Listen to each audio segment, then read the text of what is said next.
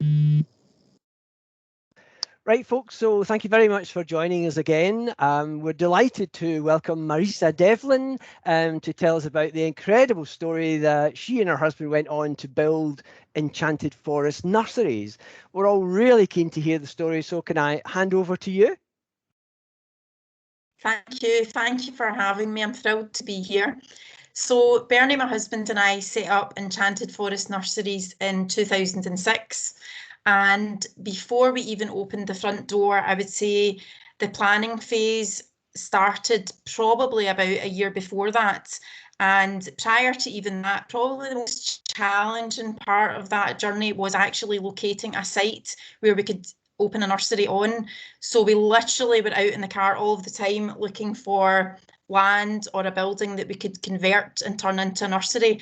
And we were very fortunate that we managed to find a location within Erskine. And at that time, there was no private nursery located there. So from a competitor perspective, it was the ideal site. And in terms of scaling up our business, I would say pretty much from day one, that was the plan. One of our first team meetings, my husband announced to our full staff team that we were going to have 5 nurseries in 5 years.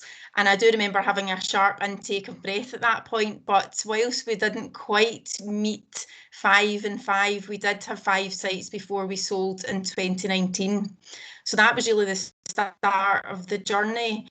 One of the biggest stumbling blocks, and I'm sure many businesses come across this, is that we were originally rejected for planning consent to have the nursery in the building that we'd found. So we'd secured a landlord and we'd worked everything out with them, but we came across quite a significant problem in that the nursery was in a greenbelt site. So being resilient and not quite prepared to take no for an answer, the only way to get around that was we literally had to go out and survey every business that was in Erskine to demonstrate that there was a demand for private childcare at that time. And that has eventually got us through and enabled us to open. It was quite a challenge even from before we got the doors opened, I would say. That's amazing. I would not have expected that at all.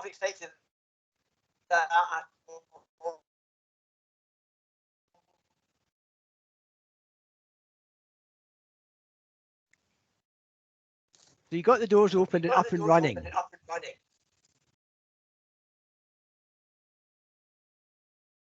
Sorry, David, I've lost you. Oh, right. Okay. Right. Missed the question completely, sorry. Right. No problem at all. So I was amazed that that issue came up. I had not expected that, but amazing that you overcame it. So you've now got planning permission, you've got a building. What happened from there?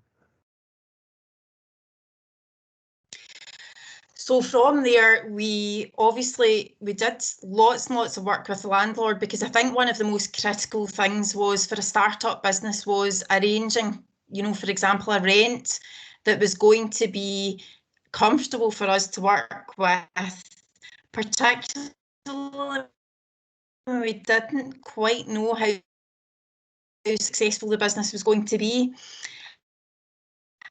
And the other side, so for people to trust you with their child, there was so much work to be done. But both my husband and I had came from a background where we had spent time.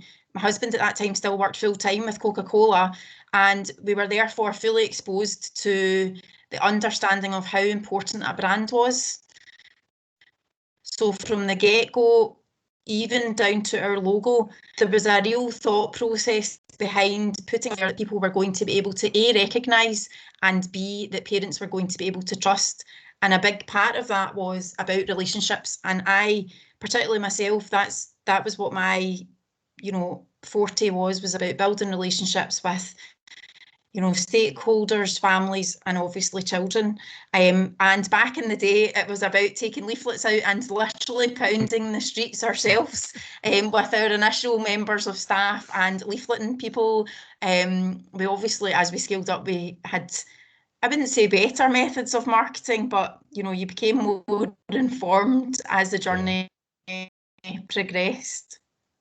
Yep. And did the growth happen quite easily, or did competitors eventually appear once they saw your success? So in terms of growth, we didn't open our next setting until 2010, so 4 years after our first.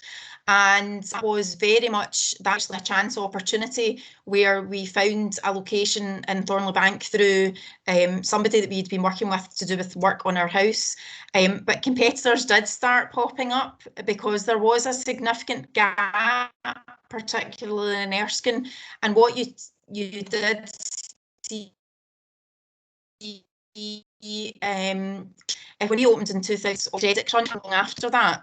And that was a very interesting time because a lot of people would have assumed that your business was going to go under. But what we did see was we saw parents, for example, where a mother might have been working job share, had all of a sudden the trend switched and people job share was less. So in actual fact, the credit crunch was a very positive thing for childcare. And I think other people then seen the gap in the market and, you know, started opening up sites.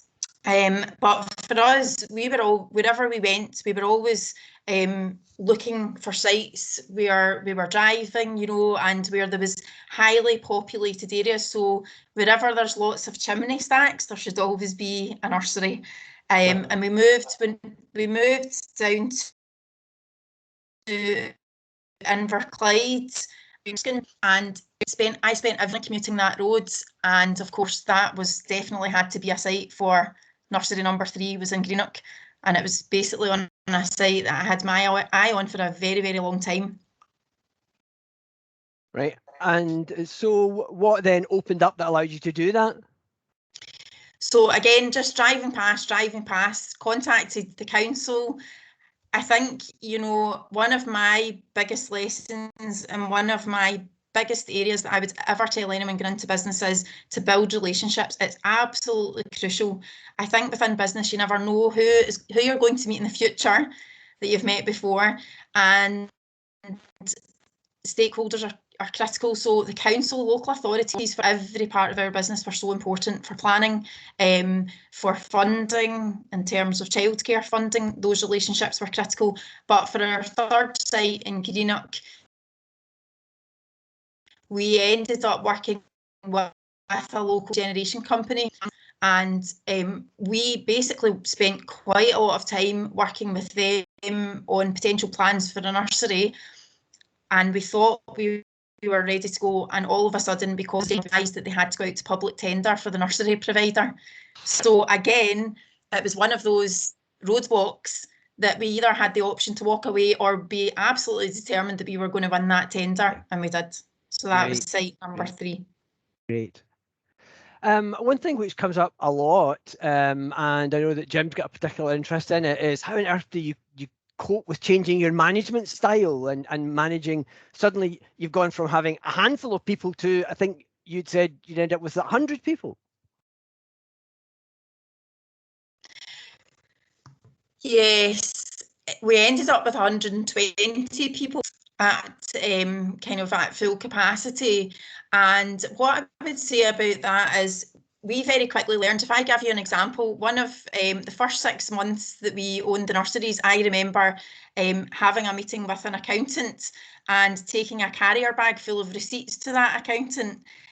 And we very, very quickly learned that to be successful, to surround ourselves with the best of teams.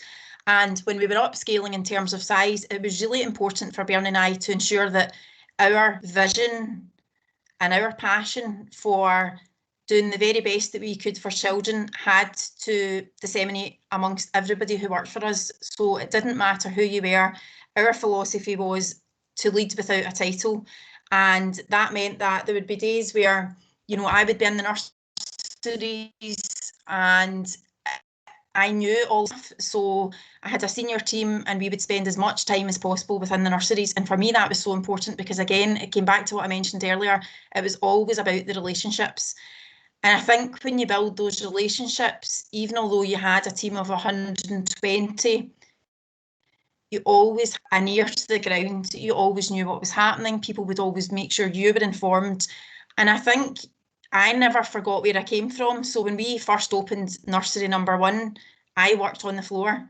I was the manager. So therefore, never forget that. Your team, can see that within you. They're prepared to work hard. We were always about spending time training our team. And one of the things that I think we did quite differently at that time was we were very much about personal development. We absolutely understood that our staff team could not give the best to the future generations if they didn't believe in themselves. And because we employed so many young people, there was gaps there because there was self-esteem challenges. So we spent a lot of time working on mindset, working on self-confidence, and a lot of that training was delivered by Bernie and I. So we were on our hands. We were very, very hands-on, I would say, with our staff, because what that bred was a real deep-seated loyalty with so many members of our team. Yeah. That's fascinating that you developed the character of your team as well as their technical ability. That's fascinating. Yes, and I think as time went on, we learned very, very quickly, and certainly, when we were doing big recruitment for new nurseries opened, I would always look at TV, but absolute first thing I was interested in was first impressions. I knew that we could train pretty much everything in, but I also knew that we couldn't necessarily change someone's personality, and first impressions was crucial. So many of the skills that we needed, and we were really successful in modern apprenticeship programs. So we had a lot of apprentices who worked with us. We felt that we were moulding them into the team members that we wanted to be, and quite a few of them became members of our team who were promoted. So there was quite a success story there of for individuals. Yeah, that's a marvelous thing, isn't it? It's a great feeling when you see that you've participated in someone progressing in their career in that way. Yes, absolutely. And were there any other, sorry, Jim, I was just going to hand over to you on the people issue. I know we want to explore that further as well. Yeah, it's something that's come up on regular occasions in these discussions about how, as you scale up, you add people into your team, you create a senior management team, but you've also got people who are doing service delivery. And it would appear that you guys developed a template for a recruitment plan. Would you say that you developed that and followed it with each of the nurseries that you'd opened up? Or did it change and evolve depending on the location maybe, or the size of each nursery? So we had a model for every site, and the model was a template of the senior team per site and the members of staff within that. What I would say 100% evolved though was our senior team.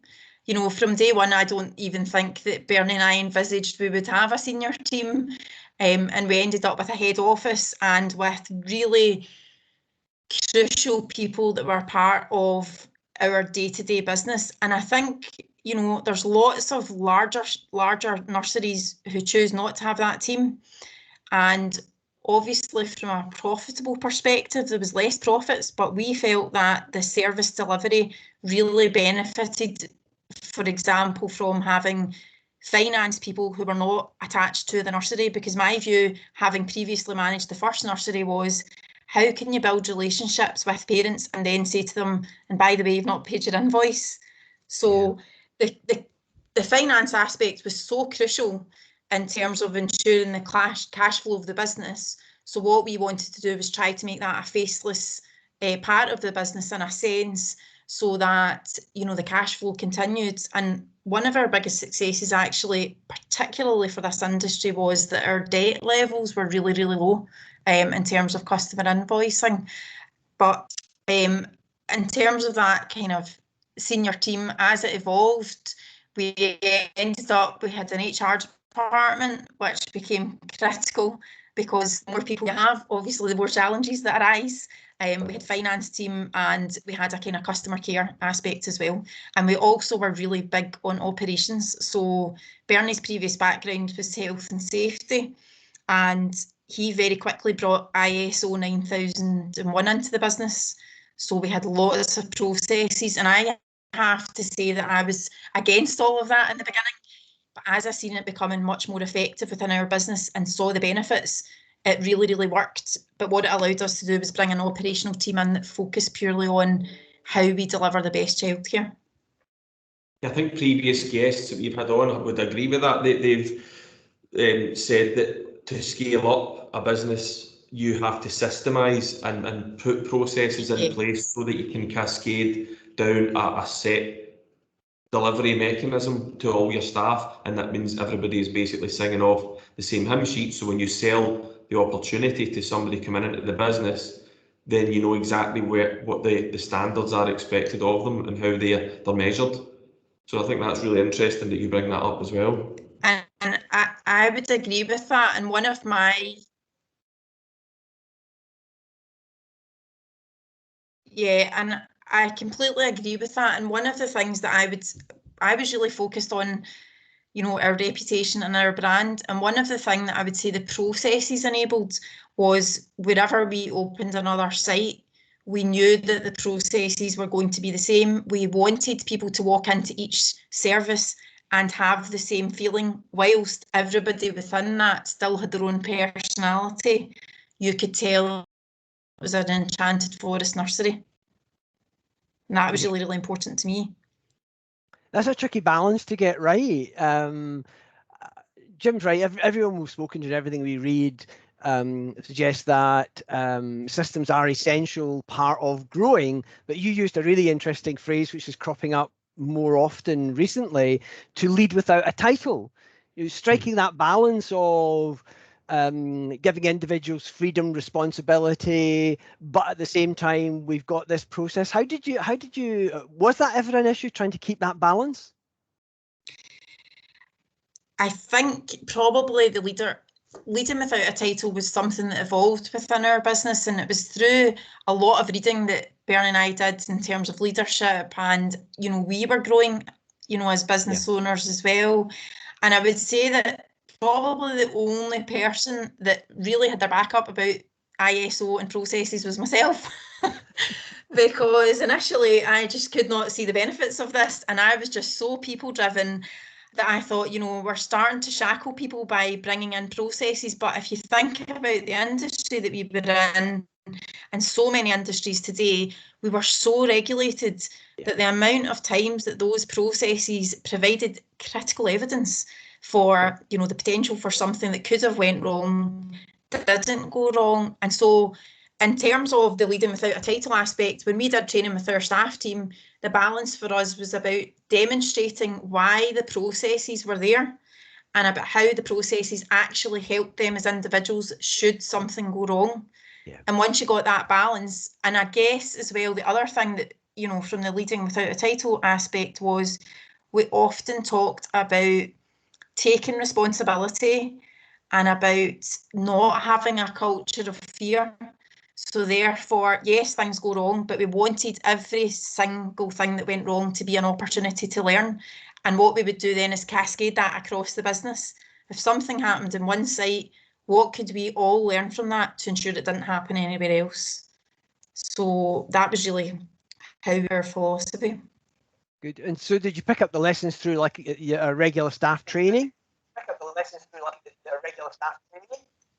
Yeah, so what we did is we had monthly senior team meetings where our ops manager and all of our nursery managers, and we would basically bring all the learnings from each site into those meetings. So we would hold sessions that were about celebrating successes and also looking at areas for improvement, and that happened rigorously every month. And then it was cascaded out to each site at site level. Right, interesting. Right, clearly your business was very involved in compliance and for the childcare, and you already mentioned planning permission. Is there any other legal issues that you had to cope with along the way? Well, what I would say is throughout the majority of the years that we had the business, we worked with a legal team, and we also, I would say, we probably paid slightly more for insurance, but for me that was about peace of mind, because I also had a legal team as part of our insurance. So literally we did not take a step at all whether it be from an HR perspective, from a contractual perspective. We just didn't ever take a step without getting legal advice. And that really did stand us in good stead, because going back to what I said earlier, we felt supported by the right people, and that empowered us to make the right decisions for the business. And when you work with people, things definitely go wrong. We never employed robots. So we did come up against things where we absolutely had to get legal advice. As we were upscaling, we needed more and more advice in terms of leases, contracts, you know, and that's where we really did feel supported. Yeah. Right, well, certainly an amazing journey so far. So what we'd like to look at in part 2 of our discussion is now looking forward. If you were doing all this again, what would you do? What would you advise someone? So perhaps we can pick that up in part 2. For the time being, thank you very much indeed.